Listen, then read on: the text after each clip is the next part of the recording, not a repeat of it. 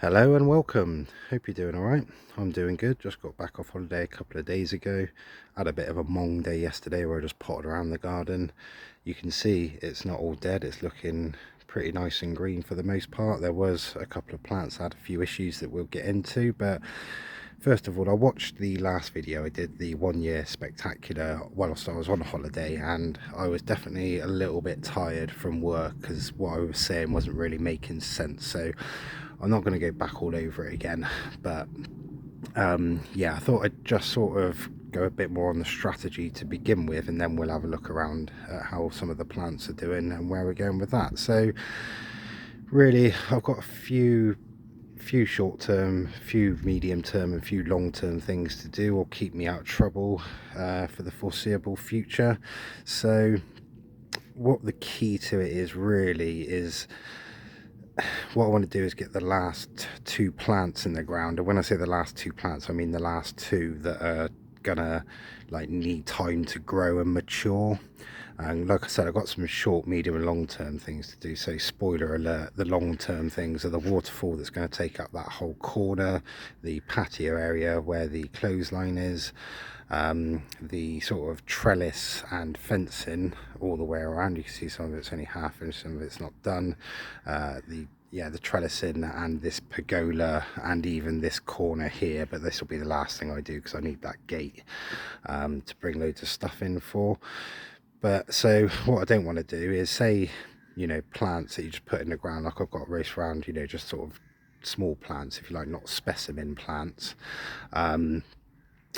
They're going to take 3 or 4 years to sort of mature and that. So my thinking is that there's no point in me spending 2 or 3 years getting the waterfall, patio and other such joyous things done, and then suddenly starting putting all the little plants in the ground that are going to take another 3 or 4 years to really pop out. So I want to get everything that needs to grow or get going and establish itself in the ground ASAP. Last two things are the climbers. So at the back behind this banana where there's no fence, up where the inset is, you can just see at the back there, two clematis armandii, one to cover the fence panel and one to go up over the waterfall.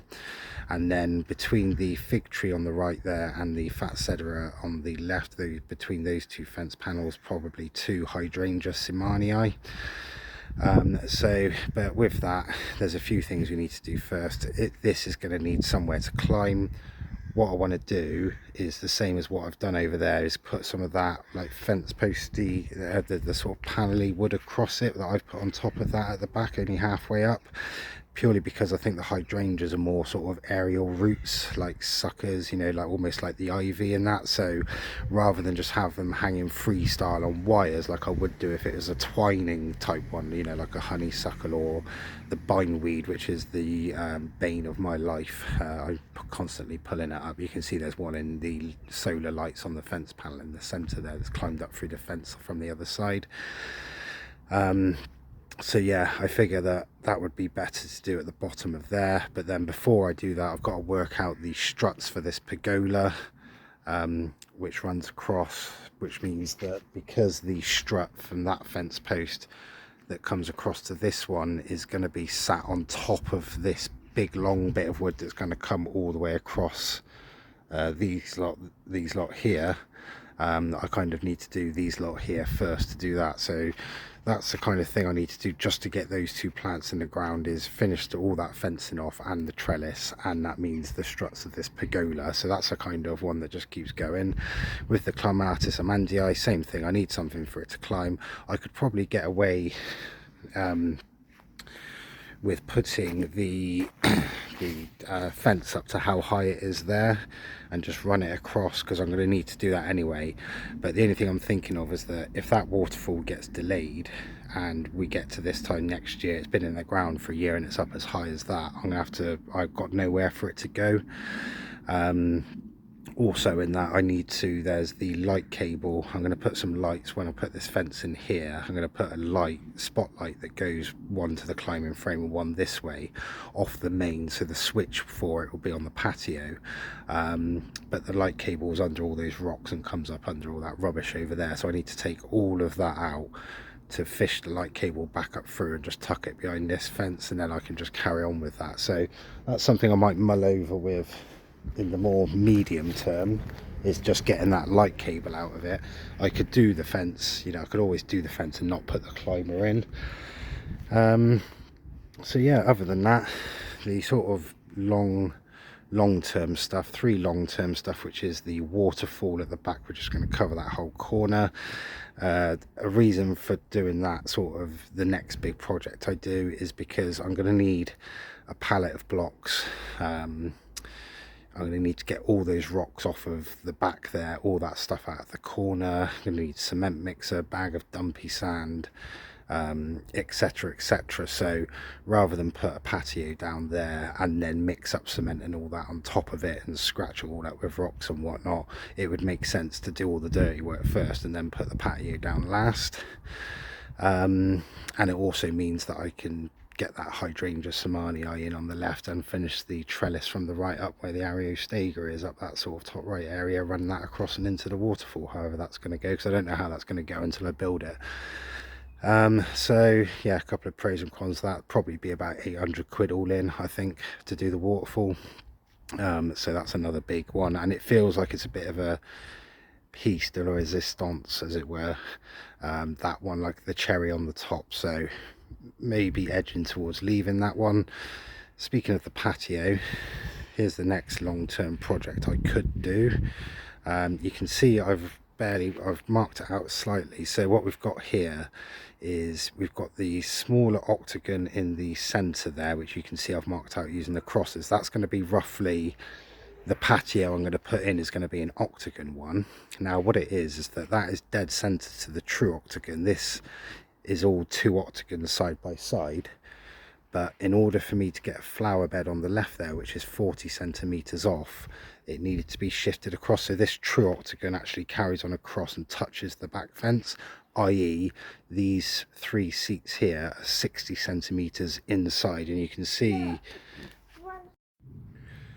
that is perfectly illustrated by this part here, whereby you can see the front edge of the step there, of the bench, sorry, comes across. It tallies up with this bamboo that's nearest to us, but whereas there's a 20 centimeter gap between all the front of those seats and the edge of the patio, this is going to be an 80 centimeter gap.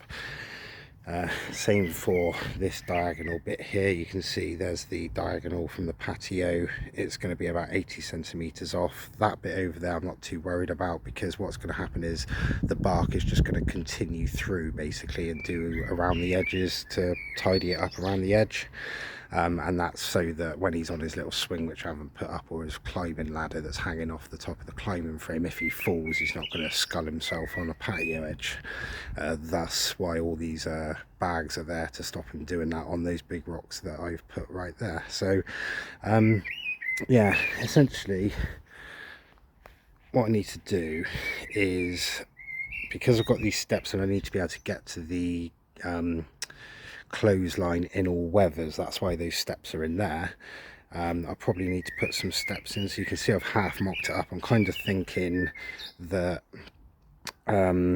if I was to leave a whatever gap it's going to be, we'll say 20 centimeter gap, that's around the sort of right and top side of this octagon as it is, do that with bark, and then leave a 20 centimeter gap off of the right hand wall for bark as well, and then a gap against the edging, and then sort of fill it with like a little path, if you know what I mean. Like maybe get 3 squares in this bit, 3 squares in that bit, a little corner bit in there, and then the same over there where that small banana is in the pot.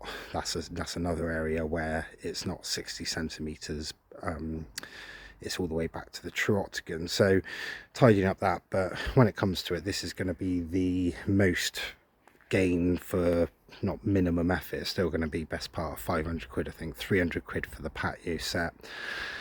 And then obviously I'm going to need membrane, I'm going to need membrane pegs, I'm going to need sand to bring up the level of the actual patio, so that when I put the bark on it, there's a good bit, you know, good 10 centimeters of bark there. And then yeah, the bark itself, which is probably going to be another pallet load, another 100 quid. So yeah, somewhere near 500 quid I would have thought for that. But yeah, the wife's been nagging at me to get this bit done because as she says, it looks horrific. I don't think it actually looks too bad. You know, obviously I wouldn't live with it, but it's usable is the main thing. And also, although it's the maximum game for the minimum effort, it's not actually holding up anything. That once I've done that, I can't then go on from that and do something else related to it. It's not like the waterfall, which I can then do the trellis in on the top right and put the clematis armandii in and finish that sort of back fence off. It's not something like that. As soon as that's done, that's it done, sort of thing. So yeah, I'll just work out what I'm going to do with this path. I kind of want to be able to move like these benches up, so if the lads have been round, we've had a few cocktails and a barbecue, we want to get a fire on late thing, I can pull the climbing frame out, put a fire pit in the middle. There is seat in there for 8 people already, but I'm thinking if this sort of area here, this diagonal part leading up to the manure bag, if that was done so that I could fit that onto a solid surface there, that's another 2, and then the chair over where the pot is with the banana in at the back left, something like that. So yeah, stuff to ponder. It all needs measuring out and stuff like that. Then the last long-term thing is going to be, it could be 2 things depending on which way you want to look at it. It's kind of the wood as I'm talking about it. That's split into 2 parts, which is finishing off the fence in wood. Now I did a quick measure going on for this one earlier. If I was to do the bottom 6 of this section here where the insetti is, where the clematis armandii is, not only does that mean I could get the armandii in, but if I buy full lengths of that wood, the other half will actually fit into that bit perfectly. So if I bought 7 of them, that would get me 6 up to that height there, 6 halves there, 6 halves there, and the top one, which then means I can finish off all this trellis at this end. And then once I can finish off all the trellis at this end, I can get the big bit of wood in running across, finish that fence up, which means that if that honeysuckle decides to actually do anything with its life, it's got somewhere to climb to. And again, because the struts will be running across my left shoulder as it were across, I can then work them across to that fence post, put in the struts going back to the fence to get the roof on it, and then I can do the fence for that side, which will then allow me to get the hydrangea samanii in and allow them to grow. So you can see just 2, 3, 4 plants, if you like, are gonna probably, you know, set me back a good, I don't know, 700, 800, 900, £1,000, something like that all in. So yeah, so medium term wise, I've got what I've got on my mind is the conifers. I'm starting to paint a little bit of a picture. I'll go through it more another time, but it's just finding the spots for them and working out what I want to get where. But there's no particular rush now. I might just grab a cheap one from B&Q next time I'm in there, just a sort of normal, you know, like the Italian cypressy type ones. I think maybe get one of them or 2 of them depending on the price, put them in pots and just like move them around the place. So I need to go to some gardens like National Trust gardens or whatever and have a look at some conifers and just see the final forms of them, because there's quite a lot. It's actually quite funny because when I was starting getting into the ferns like a year and a half ago, I was kind of like, because I go to like 4 or 5 different houses a day, I was always trying to get sneaky peeks at people's garden. Sometimes I'd see the whole thing, sometimes I'd just get a glimmer here and there, other times it would just be the front garden as I'm walking in and this and that. But I would say only about 20% of the gardens I went in had ferns in, and I would say out of that lot, half of them were actually tree ferns, funny enough. So it was quite hard for me to like gauge them from looking at stuff, if you know what I mean. But conifers are completely different. Virtually every garden's got a conifer in, whether it's hedging or something like that, you know what I mean. But the actual piney ones are a bit more difficult just to get the differences between the ones, so I need to do a bit of that. Second medium term thing is the irrigation. It's just going to be the final thing. I've got 2 runs of it, a high pressure one, which is effectively, you could call it the tree fern one, which is going to spray the tree fern trunks and do anything up high or in pots. And what I thought I'd do is that, because it's better for roots, isn't it, if they get a weekly big water rather than a little bit of a water every day. But I still need to keep some humidity about the place. So what I'm thinking is rigging up loads of misting sprinklers around the whole place. So one on the fence post under the lantern, one on the fence post under the fig tree, one under the fascia in the corner, and probably one over where the insetti is, and then I could put one in and amongst there if I really wanted to, and one in there just because there's a cyathea and it's really hot there. And then what that'll mean is for 5-10 minutes a day I can just come, turn the high pressure one on. That'll do all the tree ferns and mist everything, and you know, if the equivalent of just misting the house plants, the foliage. And then on the other one I can just switch that on for once a week for a couple of hours. I worked out that one dripper going at the rate where just before the drips start turning into a stream of water, so the highest sort of drip setting, it took 2 hours to fill a watering can up with it. So if you think that every plant is going to have 2 drippers on it, that would mean that I would need to turn it on for an hour for each plant to get the equivalent of 1 watering can on it. So I can sort of work out off of that now, so that's quite good. So and then with the bottom irrigation as well, what I need to do is, like, these beds are fine. You can see it's got like the 2 sets of irrigation, the inner lot and the outer lot. If you look to the left of the banana, you can see there's 1 irrigation set, and then there's 1 running up the outer edge of the edging. So all that lot's okay for that. But when we get over to the cyatheas, this has only got the outer ring in it, so I need to just amend it somewhat, just so I'm making sure that all the plants are getting loads of water. Same for this bed over here. It's just really rough going around. This one here hasn't even got a dripper in, that's only got an outer ring on it. So yeah, tidy all that lot up and get that all sorted, and then that's pretty much easy days on that. So that's the medium term thing. Short someone's lost his dog. Short term things are really the lawn, just layering it up with sand and soil, leveling it off, cutting it, rolling it, sand and soil, blah blah blah blah blah. Keep that one going. And then finally it's just space fillers. So for example, I took the Lepidopoda out where that banana is. That's just in a pot in there for now.